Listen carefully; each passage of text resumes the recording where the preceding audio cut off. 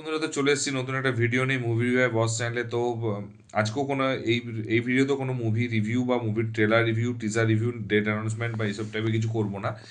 এটাতে হচ্ছে 2025 সাল, মানে গতকালের লাস্ট যে ভিডিওটা হয়েছিল, তো সেই ভিডিওতে মানে লাস্ট ইয়ারে যেটাতে প্রত্যেকটা মানে টোটাল মানে প্রত্যেকটা ইন্ডাস্ট্রিতে কত কি বাজেট, মানে কতগুলো মুভি রিলিজ হয়েছিল, অলমোস্ট এক্স্যাক্ট হিসেব তো ডেফিনেটলি বলতে পারা যাবে না। কিরকম বক্স অফিস কালেকশন করেছিল, নেট কালেকশন, এবং কোনটা সবচেয়ে বড় হিট হয়েছিল, প্রফিটেবল মুভি হয়েছিল, এবং কোনটা হচ্ছে খুব মানে বিগেস্ট, মানে কি বলবো, মানে ডিজাস্টার হয়েছিল। তো তারই একটা অ্যাকচুয়ালি লিস্ট আমি মানে বানিয়েছি, তো সেটাই আমি দেখেছি, রিসার্চ করেছি, তো সেটা থেকে আমি বলতে পারি। তো আমি ফার্স্টেই শুরু করবো মালায়ালাম মুভিতে। টোটাল হচ্ছে মুভি রিলিজ করেছিল 190+, এবং বক্স অফিসে নেট কালেকশন হচ্ছে 960 কোটি টাকার মতো, এবং হায়েস্ট কালেকশন করেছিল L2। But L2 highest collection করলেও কিন্তু মুভিটা যদি কেউ বলে থাকে সুপারহিট হয়েছে, definitely, but all time blockbuster বা ব্লকবাস্টার হয়নি। তার একটাই কারণ, ওর বাজেটটা অনেক হাই ছিল, এবং হচ্ছে ওর ওয়ার্ল্ড ওয়াইড মানে যতটা মানে এক্সপেকটেশন ছিল এবং ততটা কিন্তু ওই লেভেলে কালেকশন হয়নি। এবং ডেফিনেটলি হচ্ছে খারাপ বলবো না, বাট কালেকশনটা হচ্ছে যে ব্লকবাস্টার টাইপের নয়। মোহনলালের মুভিটা কিন্তু আমার ভালো লেগেছে, ওয়ান টাইম ডিসেন্ট ওয়াচেবল।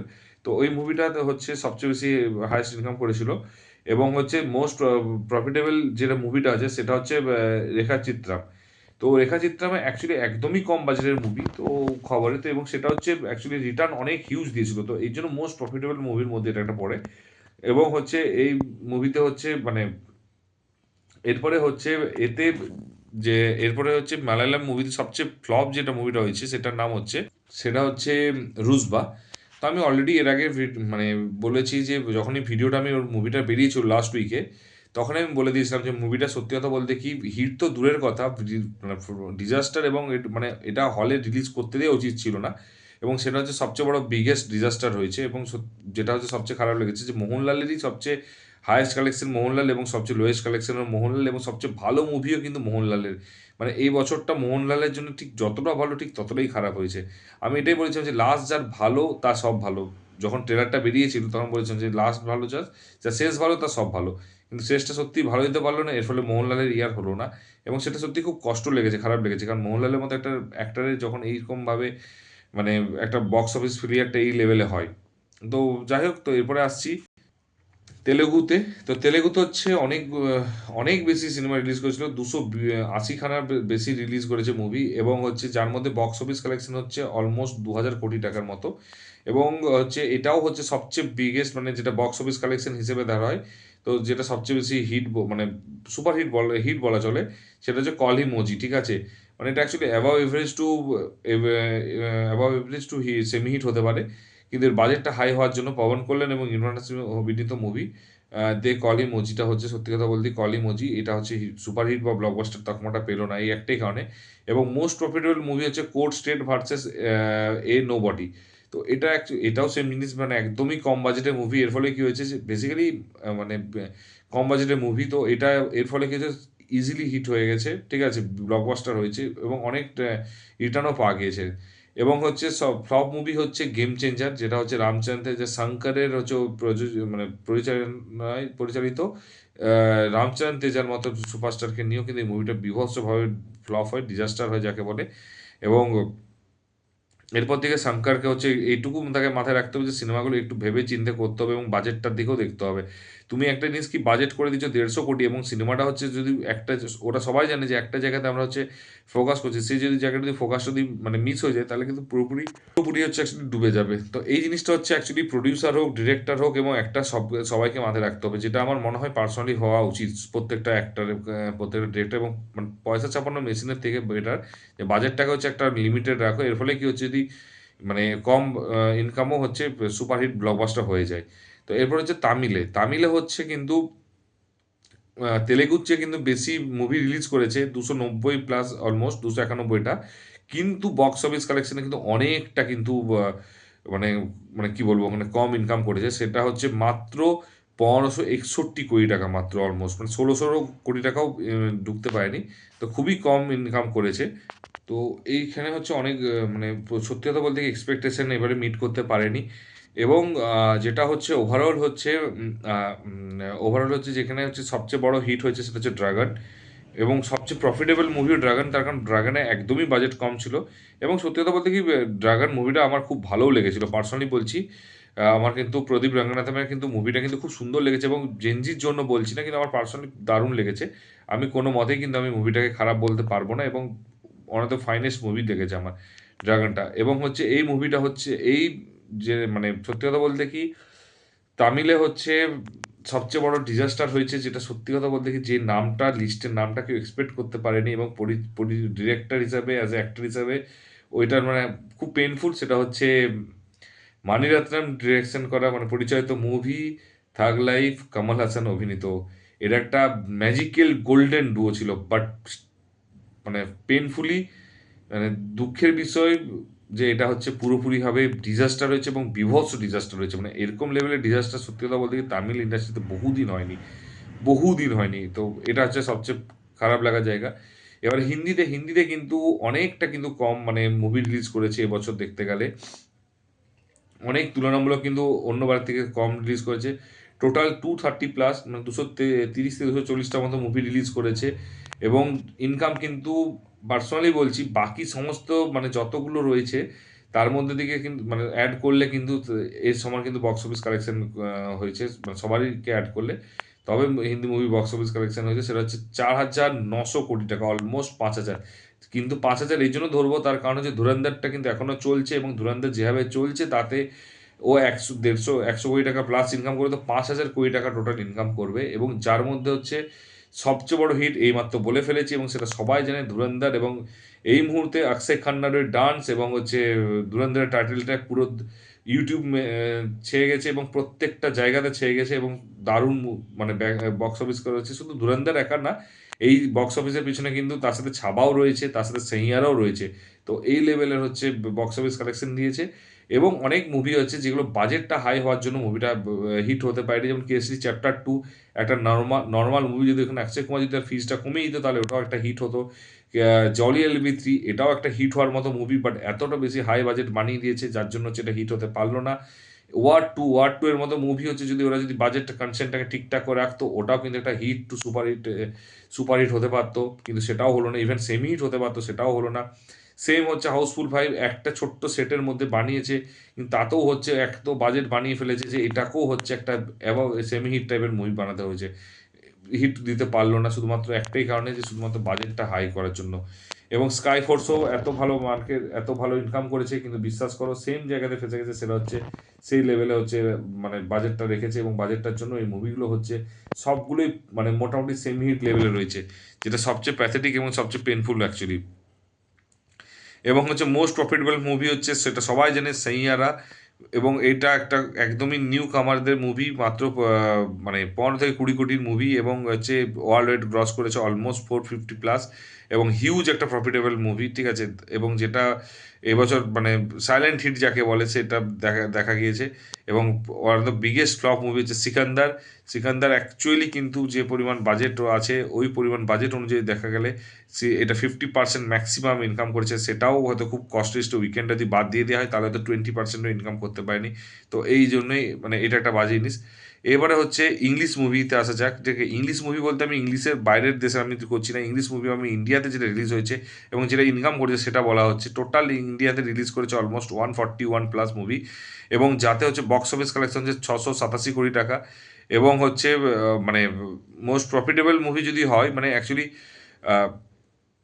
অনেকগুলো মুভি আছে যেগুলো হচ্ছে প্রফিটেবল মুভি এখানে ডেফিনেটলি হয়েছে, কিন্তু হচ্ছে তার মধ্যে আমি পার্সোনালি যেটা বলবো যেটা হচ্ছে যে আমরা যখন হিটটা বলছি তখন আমি ওয়ার্ল্ড ওয়াইডই বলছি। সেটা জুটোপিয়া 2 হচ্ছে খুব বড় হিট হয়েছে, বিশাল বড় হিট হয়েছে, কারণ খুব কম বাজেটের মুভি। এবং মোস্ট প্রফিটেবল মুভি হচ্ছে কিন্তু লিলো অ্যান্ড স্টিচ, এটাও কিন্তু একদম কম বাজেটের মুভি বাট প্রচুর বড় হিট হয়েছে। আর যদিও হচ্ছে যদি কেউ ধরতে থাকে বলে যে ইন্ডিয়াতে কোনগুলো বেশি হিট হয়েছে, তাহলে ইন্ডিয়াতে হিট হয়েছে F1 হয়েছে, ভালো হিট হয়েছে। জুরাসিক ওয়ার্ল্ড ভালো হিট হয়েছে, তো এইগুলোও হিট হয়েছে।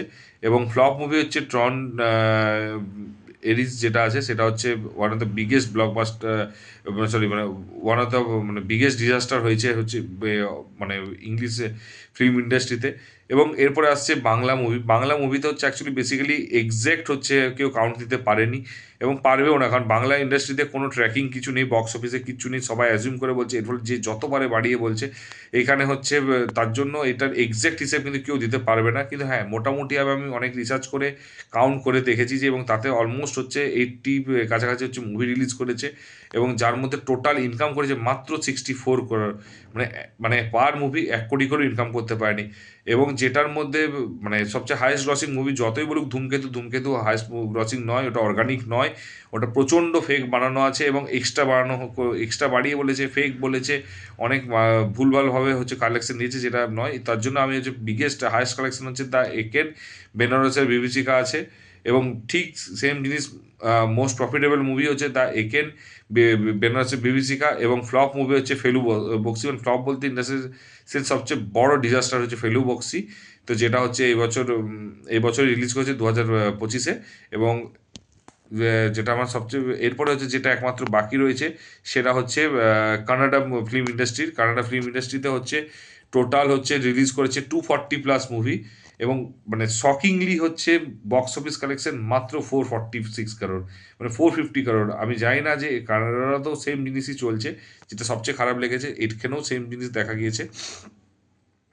আর যেটা হচ্ছে মানে বেশিরভাগই অ্যাকচুয়ালি ফ্লপ এবং ডিজাস্টারের তালিকায় আছে, তার মধ্যে যেগুলো সবচেয়ে বেশি হিট হচ্ছে কানাডাতে।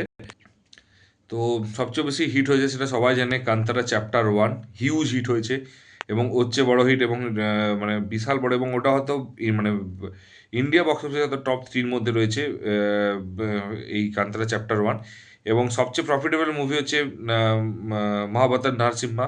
তো এটাও হচ্ছে সবাই জানে যে কতটা লেভেলের হিট হতে পারে, এবং অ্যানিমেশন মুভির বাজেট খুবই কম ছিল, এবং এই মুভিটাতে হচ্ছে প্রচুর হিট হয়েছে, প্রচুর বড় অ্যাকচুয়ালি হিট হয়েছে, এবং অর্গানিক হিট হয়েছে, যেটা দারুণ লেগেছে। এবং সবচেয়ে বড় ডিজাস্টার যদি কেউ দেখে থাকে সেটা হচ্ছে দ্য ডেভিল। যদিও দ্য ডেভিল হচ্ছে আহ, মানে এই লিস্টের মধ্যে হচ্ছে, যদি ইনকামের দিক থেকে দেখতে গেলে, বক্স অফিসের দিক থেকে দেখতে গেলে কিন্তু হয়তো টপ 10-এর মধ্যে থাকবে, কিন্তু ডিজাস্টার কেন হয়েছে তার কারণ আবারও একটা জিনিস বললাম, এরা বাজেটটাকে হচ্ছে নোটিস করেনি, এরা হচ্ছে কন্টিনিউয়াসলি হচ্ছে মানে বাজেট নোটিস না করে হচ্ছে এরা বাজেটটাকে একটা কনস্ট্যান্ট না রেখে হচ্ছে যত খুশি খরচা করেছে, এর ফলে কি হয়েছে, বক্স অফিসে হচ্ছে ফেলিয়ার হয়েছে। এবং আশা করা যেতে পারে এটা একটা ডিজাস্টারের ফ্লপ টু ডিজাস্টারের দিকেই যাবে। তো এবারে হচ্ছে অনেকেই প্রশ্ন করবে যে মুভি এক্স্যাক্ট ডেফিনেটলি মুভির +-5 টু +-10 হচ্ছে রিলিজটা সব ধরে নিতে পারো। বক্স অফিস কালেকশনও হচ্ছে 50 to 80 CR প্লাস মাইনাস করতে পারো, এক্সেপ্ট মানে শুধু বাংলাটা ধরো না, বাংলাটা হয়তো প্লাস হয়তো 2 কোটি বা 3 কোটি, এবং -2 থেকে 3 কোটি। এবং একটা জিনিস বলে দিই, এখানে কিন্তু ধূমকেতু এবং আমি রঘুটা পুজোর আমি কিন্তু ঠিকঠাক করে ওগুলোকে আমি সবই হাফ ধরে করেছি, তার কারণ ধূমকেতুরও 24-28 কোটি টাকা হতে পারে না, ওর ম্যাক্সিমাম বক্স অফিস কালেকশন হচ্ছে 10 to 111 CR। আর সেম জিনিস হচ্ছে 2000 মানে বাংলাতে, এবং হচ্ছে প্রত্যেকটা মুভিতে সে রক্তবীজ হোক 4 থেকে 5 কোটি টাকা, মানে প্রত্যেকটা প্লেক্স কালেকশন অনুযায়ী আমি হিসেব করে দেখেছি, এবং প্রত্যেকটা মুভি হচ্ছে আমার, আমি এটা বলবো না যে কোনো মুভি খারাপ কোনো মুভি ভালো, সেটা আমি কখনোও বলবো না। বাট যেটুকু বলার আছে যে একমাত্র বাকি প্রত্যেকটা ইন্ডাস্ট্রিতে +-10টা হচ্ছে তুমি মুভি ধরে রাখতে পারো, এবং বক্স অফিস কালেকশনটাও 50 থেকে 80 কোটি টাকা +- করতে করা প্লাসই করো মাইনাসের থেকে। এবং আরেকটা জিনিস বলে দিই, আমি কিন্তু সেগুলো কিন্তু সব ডোমেস্টিক নেট ইনকাম বলেছি, আমি কিন্তু গ্রস বলিনি, ওয়ার্ল্ড ওয়াইড বলিনি, এবং হচ্ছে নাহলে কিন্তু এগুলো অনেকটা চেঞ্জ হবে, ওয়ার্ল্ড ওয়াইড হলে অনেক বেশি হবে, গ্রস হলেও আরও তার চেয়ে বেশি হবে, তো এটুকুই বলার আছে। এবং হয়তো এক্স্যাক্টলি আমি যতটুকু কালেকশন, কারণ আমি ঘেটেছি, যতটুকু পেয়েছি সেটুকু আমি শেয়ার করেছি।